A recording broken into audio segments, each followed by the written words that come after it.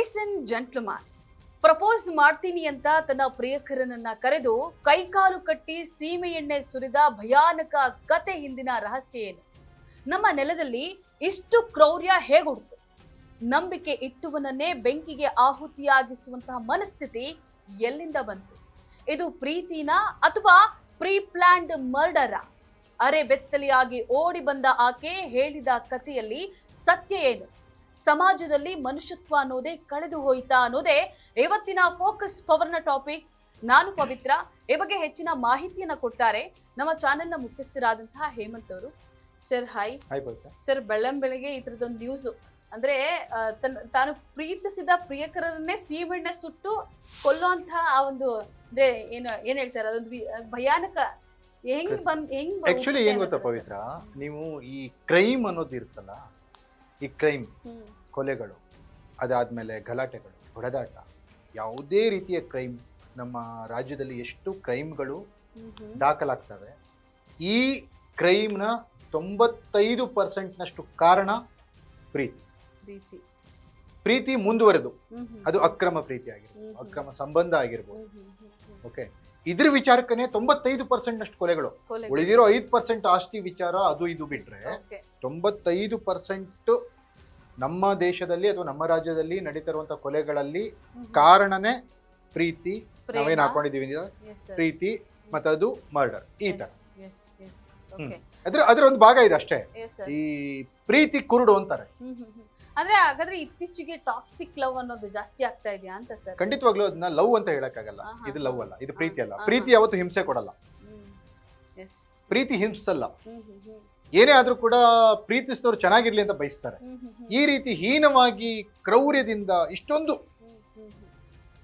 ಇದ್ ಮಾಡಿ ದುರಂತ ಕೊಲೆಗಳನ್ನ ಪ್ರೀತಿ ಅನ್ನು ಬಯಸಲ್ಲ, ಅದು ಪ್ರೀತಿನೇ ಅಲ್ಲ. ಎಸ್ ಸರ್, ಈ ಒಂದು ಘಟನೆ ಬಗ್ಗೆ ಹಂಗೆ ಚಿಕ್ಕದಾಗಿ ಹೇಳ್ತೀನಿ. ಅಂದ್ರೆ ಹುಡುಗಿ ಪ್ರೇಮ, ಹುಡುಗ ಕಿರಣ್, ಅವ್ರಿಬ್ರು ಲವ್ ಅಲ್ಲಿ ಇದ್ರು. ಏನೋ ಕಾರಣಾಂತರಗಳಿಂದ ಒಂದೂವರೆ ವರ್ಷ ಹಿಂದೆ ಅಂದ್ರೆ ಬೇರ್ಪಟ್ರು ಅಂತ ಹೇಳಿ ವಿಚಾರ.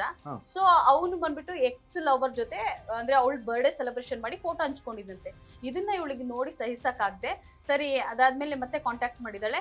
ಬಾ, ನಿಂಗೊಂದು ಸರ್ಪ್ರೈಸ್ ಗಿಫ್ಟ್ ಕೊಡ್ತೀನಿ, 4 ಲಕ್ಷದ ಅಂದ್ರೆ ಬೈಕ್ ಕೊಡ್ತೀನಿ ಅಂತ ಹೇಳಿ, ಅಂದ್ರೆ ಫಾರಿನ್ ಸ್ಟೈಲ್ ಅಲ್ಲಿ ಶ್ರೀಮಂತರ ಮನೆ ಹುಡುಗಿರ್ಬೋದು. ಯಾಕಂದ್ರೆ ಹುಡುಗನ ಬಿಟ್ಟು 1.5 ವರ್ಷ ಆದ್ರೂ 4 ಲಕ್ಷದ ಬೈಕ್ ಕೊಡ್ತೀನಿ ಅಂತ ಕರೀತಾಳಂತೆ. ಎಸ್ ಸರ್, ಶ್ರೀಮಂತ ಮಂತ್ರ ಹುಡುಗಿ. ಮೇ ಬಿ ಇವಳು ಅಂದ್ರೆ ಇವನು ಅದಕ್ಕೆ ಆ ಸೇಡು ನೋಡಿ, ಆ ದ್ವೇಷ ನೋಡಿ, ಆ ಸೇಡು.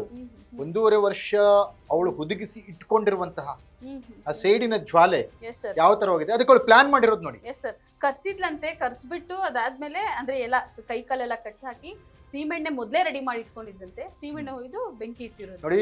ಈ ರೀತಿ ಕೊಲೆಗಳು, ಕ್ರೌರ್ಯಗಳು ನಮ್ಮ ರಾಜ್ಯದಲ್ಲಿ ಮೊದಲು ನಡೀತಿರ್ಲಿಲ್ಲ. ಹ್ಞೂ ಸರ್, ಖಂಡಿತ. ಯಾವಾಗ ಇವನ್ನೆಲ್ಲ ನಾವೇನು ಉತ್ತರ ಪ್ರದೇಶ, ಬಿಹಾರ ಅನ್ನೋ ತರದಲ್ಲಿ ನೋಡ್ಕೊತೀವಿ. UP, ಬಿಹಾರದಲ್ಲಿ ಈ ರೀತಿ ಘಟನೆಗಳನ್ನ ನಾವು ನೋಡ್ತಿದ್ವಿ. ಆದ್ರೆ ಈ ನಮ್ಮ ರಾಜ್ಯದಲ್ಲೂ ಈ ರೀತಿ ಘಟನೆಗಳು ಆಗ್ತಾ ಇರೋದು, ಈ ದುರಂತಗಳು ಶುರುವಾಗಿರೋದು ನಿಜವಾಗ್ಲೂ ಇದೇನಂದ್ರೆ ನಂಬಕ್ಕೂ ಕಷ್ಟ. ಆಮೇಲೆ ಮತ್ತೆ ಈ ರೀತಿ ಘಟನೆಗಳು ಪುನರಾವರ್ತನೆ ಆಗ್ಲೇಬಾರ್ದು. ನಿಮ್ಗೆ ನೆನಪಿರ್ಬೋದು, ಕಳೆದ ವರ್ಷ ಶೇಷಾದ್ರಿಪುರಮಲ್ಲಿ ಒಬ್ಬನು ನಾರ್ತ್ ಇಂಡಿಯನ್ ಪೀಸ್ ಮಾಡಿ ಫ್ರಿಜ್ ಅಲ್ಲಿ ಇಟ್ಟು ಅವ್ನು ಹೋಗಿದ್ದ. ಹೋಗಿ ಅವ್ನು ನೇಣು ಹಾಕೊಂಡ. ಆ ಪ್ರಶ್ನೆ ಬೇರೆ. ಓಕೆ, ಈ ಪ್ರೀತಿ ಹೆಸರಿನಲ್ಲಿ ಈ ರೀತಿ ಕ್ರೌರ್ಯಗಳು ನಡೀತಾ ಇದಾವಲ್ಲ, ಇದು ಪ್ರೀತಿಗೆ ಕಳಂಕ. ಇದು ಪ್ರೀತಿ ಅಲ್ಲ. ಈ ಪ್ರೀತಿ ಅಲ್ಲ ಅನ್ನೋದನ್ನ ಮಾತ್ರ ನಾನು ಹೇಳಬಲ್ಲೆ. ಅಲ್ಲ ಸರ್, ಅಂದ್ರೆ ಇದು ಪ್ರೀತಿಗೆ ಅಂದ್ರೆ ಒಂದು ಫೇಲ್ಯೂರ್ ಆಗಿರಕ್ಕೆ ಅವ್ರಿಗೆ ಮನನೊಂದು ಈ ತರ ಮಾಡಲ್ಲ, ಅಥವಾ ಪ್ರತಿಕಾರದ ಹತ್ಯೆ ಅನ್ನೋ ತರದ್ದು. ಅಂದ್ರೆ ಇದು ಏನಾಗುತ್ತೆ ಗೊತ್ತಾ ಪವಿತ್ರ, ಈ ರೀತಿ ಕ್ರೈಮ್ಗಳು ನಡೆದಾಗ ಅದ್ರ ಹಿಂದೆ ಬೇರೆ ಬೇರೆ ರೀತಿಯ ಕಾರಣಗಳಿರ್ತವೆ. ಆ ಹುಡುಗಿ ಮತ್ತೆ ಇವನ ಮಧ್ಯದಲ್ಲಿ ಬ್ರೇಕಪ್ ಆಗ್ಲಿಕ್ಕೆ ಏನ್ ಕಾರಣ ಅನ್ನೋದು ಒಂದಾಗುತ್ತೆ. ಆಮೇಲೆ ಆ ಹುಡುಗಿ 1.5 ವರ್ಷ ಆದ್ಮೇಲೆ ಇವನು ಕರೆದು ಮತ್ತೆ ಇವನು ಹೋದ್ನಲ್ಲ ಅನ್ನೋದು ಒಂದು, ಯಾಕೆ ಹೋದ, ಎಷ್ಟು ನಂಬಿಕೆ ಅನ್ನೋದು ಒಂದು ಬರುತ್ತೆ. ಅವಳನ್ನ ನಂಬಿ ಬಂದವನನ್ನ ಅವಳು ಆ ರೀತಿ ಹೀನಾಯವಾಗಿ ಸೀಮೆಣ್ಣೆ ಸುರಿ ಬೆಂಕಿ ಹಚ್ತಾಳಲ್ಲ ಅನ್ನೋದು ಇಲ್ಲಿ ಕಾರಣಗಳು ಬರ್ತವೆ. ಇವೆಲ್ಲವೂ ಏನಂದ್ರೆ ತನಿಖೆಯ ನಂತರ ತಿಳಿದು ಬರ್ಬೇಕು ಬಿಟ್ರೆ. ಆದ್ರೆ ಒಂದನ್ನ ನಾವು ಯೋಚನೆ ಮಾಡ್ಬೇಕೇನಂದ್ರೆ, ಈ ಯಾರೋ ಈ ಪ್ರೀತಿ ಈ ನಮ್ಮ ಸೋಷಿಯಲ್ ಮೀಡಿಯಾ ಹೆಚ್ಚಾದ್ಮೇಲೆ ಇವೆಲ್ಲ ಜಾಸ್ತಿ ಆಯ್ತು. ಏನೋ ಸೋಷಿಯಲ್ ಮೀಡಿಯಾದಲ್ಲಿ ಪರಿಚಯ ಆಗ್ತಾರೆ. ತೀರಾ ಇತ್ತೀಚೆಗೆ ನೀವು ನೋಡಿರ್ಬೋದು, ಅಲ್ಲಿ ಯಾರೋ ಒಬ್ಳು ಲೇಡಿ ಎಲ್ಲಿ ಕೆರೆ ಹತ್ರ ಮದುವೆಗೆ ಹೋದವಳು ಸಡನ್ ಆಗಿ ಅಪ್ಸ್ಕೊಂಡಾಗಿ ಅವರೆಲ್ಲ ಕೆರೆಯಲ್ಲಿ ಬಿದ್ರು ಅಂತೆಲ್ಲ ಹುಡುಕಿ ಆಮೇಲೆ ಅವ್ಳು ಲವರ್ ಮನೆ ಮೇಲೆ ಸಿಕ್ಕಿದ್ಲು. ಓಕೆ, ಈ ತರದ ಘಟನೆಗಳು ಹೆಚ್ಚಿಗೆ ಆಗ್ತಾ ಇರೋದು. ಈ ತರದ ಘಟನೆಗಳು ಹೆಚ್ಚಿಗೆ ಆಗೋದು ಇದಕ್ಕೆ ಕಾರಣ ಅಗೇನ್ ಅದೇ ಸೋಷಿಯಲ್ ಮೀಡಿಯಾ, ಫೇಸ್ಬುಕ್, ಇನ್ಸ್ಟಾಗ್ರಾಮ್ ಅನ್ನೋ ತರದ್ದು. ಹಂಗಾಗಿ ಕಾರಣ ಏನೇ ಇರಲಿ, ಕಾರಣ ಏನೋ ಇರ್ಲಿ, ಅದರ ಅಂತ್ಯ ಮಾತ್ರ ಈ ತರ ದುರಂತ ಅಂತ್ಯ ಮಾತ್ರ ಆಗ್ಬಾರ್ದು. ಆಗ್ಬಾರ್ದು ಸರ್. ವೈಯಾಲಿ ಕವಲಿ ಘಟನೆ ಏನು 30 ತುಂಡುಗಳಾಗಿ ಕತ್ತಿಸಿ ಫ್ರಿಜ್ ಅಲ್ಲಿ ಇಟ್ಟಿರುವುದು, ಮತ್ತೆ HRBR ಅಲ್ಲಿ 2025 ಒಂದು 6-7 ತಿಂಗಳ ಹಿಂದೆನೆ ಅಂದ್ರೆ ಸೂಟ್ ಕೇಸ್ ಅಲ್ಲಿ ತನ್ನ ಹೆಂಡತಿ ಶವವನ್ನ ಇಟ್ಟಿದ್ರು. ಸೊ ಈ ಘಟನೆಗಳು ಇವೆಲ್ಲ, ಮತ್ತೆ ಈ ಹುಡುಗಿ ಏನಿದ್ದಾಳೆ ಅಂದ್ರೆ ಯಾವ ರೀತಿ ಮರ್ಡರ್ ಮಾಡ್ಬೇಕು ಅಂತ ಹೇಳಿ 1.5 ತಿಂಗಳಿಂದಾನೇ ಅಂದ್ರೆ ಈಗ ಅವ್ರ ಕೈ ಕಟ್ಟಕ್ಕೆ ಹ್ಯಾಂಡ್ ಕಪ್ಗಳೆಲ್ಲ ಆನ್ಲೈನ್ ಅಲ್ಲಿ ಆರ್ಡರ್ ಮಾಡಿ ತರ್ತಿದ್ದಂತೆ, ಮತ್ತೆ ಗೂಗಲ್ ಅಲ್ಲಿ ಸರ್ಚ್ ಮಾಡಿದಂತೆ ಹಿಂಗ್ ಸಾಯಿಸ್ಬೋದು ಅಂತ ಹೇಳಿ. ಅಂದ್ರೆ ಇವೆಲ್ಲ ಏನು ಸೋಷಿಯಲ್ ಮೀಡಿಯಾ ಪ್ರಭಾವನ ಅಂತ ಹೇಳಿ ಸರ್. ಸೋಷಿಯಲ್ ಮೀಡಿಯಾ ಪ್ರಭಾವ ಒಂದಾಯ್ತಮ್ಮ, ಅದ್ ಏನೇ ಇದ್ರು ಮನಸ್ಥಿತಿ ನಮ್ದು ತಾನೆ. ಆ ಕ್ರೌರ್ಯ ಹುಟ್ಟಿ ಬರುತ್ತಲ್ಲ, ಅಂದ್ರೆ ಆ ಉದ್ದೇಶ ಬರುತ್ತಲ್ಲ ಅವ್ರಿಗೆ, ಆ ತರದ್ ಯೋಚನೆ ಬಂದಾಗ ಅವ್ರು ಸರ್ಚ್ ಮಾಡ್ತಾರೆ ತಾನೆ. ಯೋಚನೆ ನಮ್ಮಲ್ಲೇ ಬರುತ್ತೆ. ಸೋಷಿಯಲ್ ಮೀಡಿಯಾನ ಯೋಚನೆ ಕೊಡಲ್ಲ ನಮ್ಗೆ, ಆ ಯೋಚನೆ ನಮ್ಮಲ್ಲೇ ಬರುತ್ತೆ. ಈ ರೀತಿ ಘಟನೆಗಳು ಉತ್ತರ ಭಾರತೀಯರು ಹೆಚ್ಚು ನಮ್ಮ ರಾಜ್ಯಕ್ಕೆ ಬಂದ ಮೇಲೆ ಹೆಚ್ಚಿಗೆ ಆಯ್ತಮ್ಮ. ಫಸ್ಟ್ ನಮ್ ಕನ್ನಡದ ಮಣ್ಣಿನಲ್ಲಿ ಕನ್ನಡಿಗರಲ್ಲಿ ಈ ರೀತಿ ಇರ್ತಿರ್ಲಿಲ್ಲ. ಮೊದ್ಲು ಎಷ್ಟು ಚಂದ ಇತ್ತು ಬೆಂಗಳೂರು ಉತ್ತರ ಭಾರತೀಯರು ಬರೋದಕ್ಕೆ. ಕಾನೂನಿನ ಭಯ ಇಲ್ವಾ ಅಂತ ಸರ್ ನಿಮ್ಗೆ? ಅಂದ್ರೆ ಹಿಂಗೆ ಇನ್ನೆಷ್ಟಾದ್ರೆ ಈಗ ಒಂದು ಸಾವು ಒಬ್ಬನ ಸಾಯಿಸ್ತಿದೀವಿ ಅಂತಂದ್ರೆ ನಮ್ಗೆ ಎಷ್ಟು ಅಂದ್ರೆ ಘೋರ ಶಿಕ್ಷೆ ಆಗ್ಬೋದು ಅನ್ನೋ ತಲೆಗೆ ಅದು ಬರಲ್ಲ ಅವಾಗ. ಈಗ ಪ್ರೀತಿ ಮಾಯ ಹುಷಾರು, ಕಣ್ಣೀರು ಮಾರೋ ಬಜಾರ್ ಅಂತ ಇದೆಯಲ್ಲ, ಅದೇ ತರ ಈ ಪ್ರೀತಿಲಿ ಬಿದ್ದವರಿಗೆ ಮುಂದೆ ಏನೇನಾಗುತ್ತೆ ಆ ವಿಚಾರಗಳು, ಅದ್ರ ಇದು ಕಡಿಮೆ ಅನ್ಸುತ್ತೆ, ತಿಳುವಳಿಕೆ ಕಡಿಮೆ ಅನ್ಸುತ್ತೆ. ಆದ್ರೆ ಈ ರೀತಿಯ ತೀರ್ಮಾನಗಳನ್ನ ತಗೊಳ್ತಾರಲ್ಲ, ಒಂದು ಜೀವವನ್ನ ತೆಗೆಯೋ ತೀರ್ಮಾನ, ಕೊಂದಾಕೋದು, ಕೊಚ್ಚಾಕೋದು, ಬೆಂಕಿ ಹಚ್ಚೋದು, ಈ ರೀತಿ ತೀರ್ಮಾನಗಳು, ಈ ರೀತಿಯ ಕ್ರೌರ್ಯಗಳು ಮಾತ್ರ ಮುಂದಿನ ಪೀಳಿಗೆ ಇದನ್ನ ನೋಡ್ಬೇಕು. ಇದರಿಂದ ಏನೇನಾಗುತ್ತೆ, ಎಂತೆಂತ ಸೆಲೆಬ್ರಿಟಿಗಳು ಕೂಡ ಇಂಥದ್ದೆಲ್ಲ ಇರ್ಲಿಲ್ಲ ಅಲ್ವಾ ಸರ್? ಅಂದ್ರೆ ಈ ವಿಚಾರದಲ್ಲೂ ಕೂಡ ಅಷ್ಟೇ. ಅಂದ್ರೆ ಈಗ ನನ್ಗೆ ಲವ್ ಸಿಕ್ಕಿಲ್ಲ, ಯಾರೋ ಒಂದು ಹುಡುಗಿ ಲವ್ ಮಾಡ್ತೇವೆ, ಓಕೆ ಅವಳ ಲವರ್ ಸಿಕ್ಕಿಲ್ಲ ಅಂತಂದ್ರೆ ಬಿಡಪ್ಪ, ಲೈಕ್ ಅವಳಿಂಗೋ ಚೆನ್ನಾಗಿರ್ಲಿ, ಅವಳನ್ನ ನೋಡ್ಕೊಂಡು ನಾವು ಬದುಕೋಣ ಅನ್ನೋ ತರದ್ ಒಂದು ಕಾಲ. ಅಷ್ಟು ದೊಡ್ಡ ಮನ್ಸು ಯಾರಿಗಿರುತ್ತೆ? ಸರ್ ಅಲ್ಲ ಸರ್, ಹಾಗಿತ್ತು. ಬಟ್ ಹಿಂದೆ ಕೂಡ ಅಷ್ಟೇನೆ, ಹಾಗೇನೆ ಎಲ್ಲ ಅಂದ್ರೆ ಇಲ್ಲ ಇವ್ ಹೆಂಗಾಗಿತ್ತು, ಈ ಪ್ರೀತಿ ಪ್ರೇಮದ ವಿಚಾರ ನೀವು ಮೊದ್ಲಿಂದನೂ ಈ ರೀತಿ ಎಕ್ಸಾಂಪಲ್ ಸಿಗ್ತವೆ. ಲೈಲಾ ಮಜ್ನು ಏನಾಯ್ತು ನಿಮ್ಗೆ, ಓಕೆ, ರೋಮಿಯೋ ಜೂಲಿಯಟ್ ಏನಾಯ್ತು, ಓಕೆ, ಅಷ್ಟೇ ಬೇರೆ ಬೇರೆ ಕಥೆಗಳು ನಿಮ್ಗೆ ಸಿಗ್ತವೆ.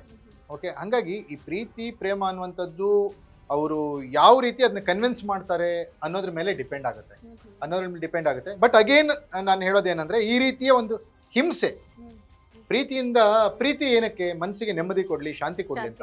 ಪ್ರೀತಿ ಹಿಂಸೆ ಕೊಡ್ಲಿಕ್ಕೆ ಶುರು ಮಾಡುತ್ತಂದ್ರೆ ಆ ಪ್ರೀತಿಗೆ ಅರ್ಥ ಇರಲ್ವಲ್ಲ. ಮತ್ತೆ ಪ್ರೀತಿಸಿದವ್ರನ್ನ ಎಷ್ಟು ಕೇರ್ ಮಾಡ್ಬೇಕು, ಎಷ್ಟು ಚೆನ್ನಾಗಿ ನೋಡ್ಕೊಳ್ಬೇಕು ಅನ್ನೋದನ್ನ ಪ್ರೀತಿ ಹೇಳ್ಕೊಡುತ್ತೆ. ಅದ್ಬಿಟ್ಟು ಪ್ರೀತಿಸಿದವ್ರನ್ನ ಈ ತರ ಪೀಡಿಸೋದು, ಈ ತರ ದ್ವೇಷಿಸೋದು, ಈ ತರ ಬೆಂಕಿ ಹಚ್ಚೋದು ಅನ್ನೋದು ಅದು ಪ್ರೀತಿ ಹೇಳ್ಕೊಡಲ್ವಲ್ಲ. ಇದು ಪ್ರೀತಿ ಅಲ್ಲ ಇದು. ಸರ್ ಕೊನೆಯದಾಗಿ ಸರ್, ಅಂದ್ರೆ ಈ ತರದ ಘಟನೆಗಳು ಸಮಾಜಕ್ಕೆ ಯಾವ ತರದ ಸಂದೇಶವನ್ನ ಕೊಡುತ್ತೆ, ಲೈಕ್ ಯಾವ ತರ ಮಾಡಬಾರ್ದು ಅನ್ನೋ ತರದ್ ಹೇಳ್ಕೊಡುತ್ತೆ? ಅದೇ ಅಗೇನ್ ಏನಂದ್ರೆ, ಯಾವುದೇ ಪ್ರೀತಿ ಇರ್ಲಿ ಏನೇ ಇರ್ಲಿ, ಒಂದು ವ್ಯವಧಾನ ನಮ್ಮ ಮನಸ್ಸಿನಲ್ಲಿ ಇರುತ್ತೆ. ವ್ಯವಧಾನ ಇತ್ತೀಚಿನ ಜನರೇಷನ್ ಗ್ಯಾಪ್ ಅನ್ನೋದೇನಿದೆಯಲ್ಲ, ಇತ್ತೀಚಿನ ಮಕ್ಕಳು ಕೂಡ ಅಷ್ಟೇ ಅತಿಯಾಗಿ ಯೋಚನೆ ಮಾಡ್ತಾರೆ. ಆಮೇಲೆ ಸೋಷಿಯಲ್ ಮೀಡಿಯಾದ ಪ್ರಭಾವ ಅತಿ ಹೆಚ್ಚಾಗಿದೆ. ಅವ್ರಿಗೆ ಏನೇ ಬೇಕಂದ್ರೆ ಅವ್ರ ಕೈಯಲ್ಲಿ ಸಿಗುತ್ತೆ. ಮೊದಲು ಈ ತರ ಸಿಗ್ತಿರ್ಲಿಲ್ಲ. ಮೊದಲು ಕೆಲವೊಂದು ವಿಚಾರಗಳನ್ನು ತಿಳ್ಕೊಳ್ಳೋಕೆ ತುಂಬಾ ಕಷ್ಟ ಆಗೋದು. ಬಟ್ ಈಗ ಹಂಗಲ್ಲ. ಈಗ ಅವ್ರು ಏನ್ ಸರ್ಚ್ ಮಾಡಿದ್ರು ಬರುತ್ತೆ, ಯಾರನ್ನ ಹೆಂಗ್ ಕೊಲ್ಬೇಕಂದ್ರೂ ಬರುತ್ತೆ, ಯಾರನ್ನ ಹೆಂಗ್ ಬದುಕಿಸ್ಬೇಕಂದ್ರೂ ಬರುತ್ತೆ, ಯಾವ್ದು ಎಲ್ಲಿ ಸಿಗುತ್ತೆ ಅಂತ ಕೇಳಿದ್ರು ಬರುತ್ತೆ, ಮನೆಯವ್ರಿಗೂ ತಂದು ಕೊಡೋರು ಇದ್ದಾರೆ. ಓಕೆ, ಹಿಂಗಾಗಿ ಈ ಕ್ರೈಮ್ಗಳು ಹೆಚ್ಚಿಗೆ ಆಗ್ತಿದಾವೆ. ಕ್ರೈಮ್ಗಳು ಹೆಚ್ಚಿಗೆ ಆಗ್ಲಿಕ್ಕೆ ಒಂದು ಕಾರಣ ಉತ್ತರ ಭಾರತೀಯರು ಹೆಚ್ಚಿಗೆ ಇಲ್ಲಿ ಬಂದ ಮೇಲೆನೆ ಕ್ರೈಮ್ಗಳು ಹೆಚ್ಚಿಗೆ ಆಗ್ಲಿಕ್ಕೆ ಶುರು ಆಗಿದೆ. ಓಕೆ, ಉತ್ತರ ಭಾರತೀಯರು ಬರೋದಕ್ಕಿಂತ ಮೊದಲು ಈ ತರದ ಕ್ರೈಮ್ಗಳು ಇರ್ಲಿಲ್ಲ. ಅವ್ರ ಸಂಪ್ರದಾಯಗಳಷ್ಟೇ ಅಲ್ಲ, ಅವ್ರ ಕ್ರೌರ್ಯತನ ಕೂಡ ನಾವು ಅಳವಡಿಸ್ಕೊಂಡು. ಸಂಪ್ರದಾಯ ಏನಿಲ್ಲಮ್ಮ, ಅವ್ರದೇನ್ ಸಂಪ್ರದಾಯಮ್ಮ? ಅವ್ರು ಹಾಕೋ ಅವರ ಡ್ರೆಸ್ ಗಳನ್ನ ನೋಡ್ತೀರಾ ನೀವು? ಅದೇನ್ ಸಂಪ್ರದಾಯ ಹೇಳ್ತೀರಾ ನೀವು? ಬೇರೆಯವ್ರ ಡ್ರೆಸ್ ಬಗ್ಗೆ ಕಮೆಂಟ್ ಮಾಡೋದು ಪ್ರಶ್ನೆ ಬೇರೆ. ಆದ್ರೆ ನಮ್ಮ ಸಂಸ್ಕೃತಿಯ ಮೇಲೆ ಅವರ ಒಂದು ಪ್ರಭಾವ ಎಷ್ಟರ ಮಟ್ಟಿಗೆ ಬಿತ್ತು ಅನ್ನುವಂಥದ್ದು. ನಮ್ಮ ಮನಸ್ಥಿತಿ ಹೆಂಗ್ ಹಾಳಾಯ್ತು ಉತ್ತರ ಭಾರತೀಯರು ಹೆಚ್ಚಿಗೆ ಬಂದ್ಮೇಲೆ ಇಲ್ಲಿ ಅನ್ನುವಂಥದ್ದು. ನಮ್ಮ ಬೆಂಗಳೂರು ಎಷ್ಟು ಹಾಳಾಯ್ತು. ನೀವು ಕ್ರೈಮ್ ರೇಟ್ ತೆಗೆದು ನೋಡಿ, ಎಲ್ಲ ಅತಿ ಹೆಚ್ಚು ಕ್ರೈಮ್ ಮಾಡಿರೋರು ಬೆಂಗಳೂರಲ್ಲಿ. ಈಗ ಅತಿ ಹೆಚ್ಚು ಕ್ರೈಮ್ ಮಾಡಿರೋರು ಹೆಚ್ಚಿಗೆ ಬಿಹಾರದವ್ರು ಇದ್ದಾರೆ, UP ಅವರು ಇದ್ದಾರೆ, ವೆಸ್ಟ್ ಬೆಂಗಾಲ್ ಅವರು ಇದ್ದಾರೆ, ಅಸ್ಸಾಂನವ್ರು ಇದ್ದಾರೆ. ಆಮೇಲೆ ಈ ಕಡೆ ಯಾವ್ದು ಹೆಚ್ಚಿಗೆ ನಿಮಗೆ ಡ್ರಗ್ಸ್ ಕೇಸ್ಗಳನ್ನು ನೋಡಿ, ನಿಗ್ರೋಸ್ ಇದ್ದಾರೆ, ಮೇಘಾಲಯ, ನಾಗಾಲ್ಯಾಂಡ್ ಅವ್ರು ಇದ್ದಾರೆ. ಈ ರೀತಿ ಸ್ವೇಚ್ಛಾಚಾರ ಅಂತ ಶುರುವಾಗಿದ್ದು ಉತ್ತರ ಭಾರತೀಯರು ಇಲ್ಲಿ ಬಂದ ಮೇಲೆನೆ ಪವಿತ್ರ. ಅದಕ್ಕೆ ಕಂಟ್ರೋಲ್ ಆಗ್ಬೇಕು. ನಮ್ಮ ಸಂಸ್ಕೃತಿ ನಾವು ಉಳಿಸ್ಕೋಬೇಕು, ನಮ್ಮ ಬುದ್ಧಿವಂತಿಕೆ, ನಮ್ಮ ವ್ಯವಧಾನ ಅಲ್ವಾ? ಇದೆಲ್ಲದೂ ಬಂದಾಗ ಈ ರೀತಿಯ ಅಪರಾಧ ಪ್ರಕರಣಗಳು ಸ್ವಲ್ಪ ಕಡಿಮೆ ಆಗ್ಬೋದು. ಅದ್ರ ಜೊತೆಗೆ ಪೇರೆಂಟ್ಸ್ ಕೂಡ ಇದ್ರ ಬಗ್ಗೆ ಗಮನ ಕೊಡ್ಬೇಕು. ಎಸ್ ಸರ್, ಅಂದ್ರೆ ಈ ಒಂದು ಘಟನೆ ಎಲ್ಲಿಗೋಗಿ ಮುಟ್ಟುತ್ತೆ ಅಂದ್ರೆ ಅವ್ರಿಗೆ ಖಂಡಿತ ಶಿಕ್ಷೆ ಅಂತ ಆಗುತ್ತೆ. ಅವಳೇ ತಪ್ಪು ಒಪ್ಕೊಂಡಿದ್ದಾಳೆ ಅಂದ್ರೆ ಕೊನೆಯದಾಗಿ ಹೇಳೋದಾದ್ರೆ ಸರ್, ಆ ಹುಡುಗಿ ಆ ತರದ್ ಏನಾದ್ರು ಅವಳು ಪ್ರೀತಿ ಗೆಲ್ಬೇಕು ಅಂದಿದ್ರೆ ಆ ಹುಡುಗನ್ ಬೆಂಕಿ ಹಚ್ಚ ಮೇಲೆ ಆ ಬೆಂಕಿಲಿ ಇವಳು ಬಿದ್ಬಿಡ್ಬೇಕು. ಅವಾಗ ಪ್ರೀತಿ ಗೆದ್ದ. ಅವನಿಗೆ ಬೆಂಕಿ ಹಚ್ಚಿ ಇವಳು ಹೊರಗೆ ಓಡ್ ಬಂದು ಆಮೇಲೆ ನಾನು ಸೂಸೈಡ್ ಮಾಡ್ಕೋಬೇಕು, ನಾನು ಟ್ಯಾಬ್ಲೆಟ್ ತಗೋಬೇಕು, ಆ ಥರದ್ದು ಈ ಥರದ ಈ ಡ್ರಾಮಾ ಅನ್ಸುತ್ತೆ ಅವಳು ಮಾಡ್ತಾ ಇರೋ ಡ್ರಾಮಾ. ಆಮೇಲೆ ಅವಳ ಮನಸ್ಥಿತಿ, ಆಮೇಲೆ ನಿಜವಾದ ಕಾರಣ ಏನು ಅನ್ನೋದು ತನಿಖೆಯಿಂದ ಗೊತ್ತಾದ ಮೇಲೆ ಇದ್ರ ಬಗ್ಗೆ ಇನ್ನೂ ಹೆಚ್ಚಿಗೆ ಮಾತಾಡ್ಬೋದು. Okay sir, thank you sir, Thank you. Thank you. Yes, ನೋಡಿದ್ರಲ್ಲ ವೀಕ್ಷಕರೇ, ಇದಾಗಿತ್ತು ಫೋಕಸ್ ಪವರ್. ನೆಲ ಜಲ ಭಾಷೆಗಾಗಿ ನೋಡ್ತಾ ಇರಿ ಫೋಕಸ್ ಟಿವಿ.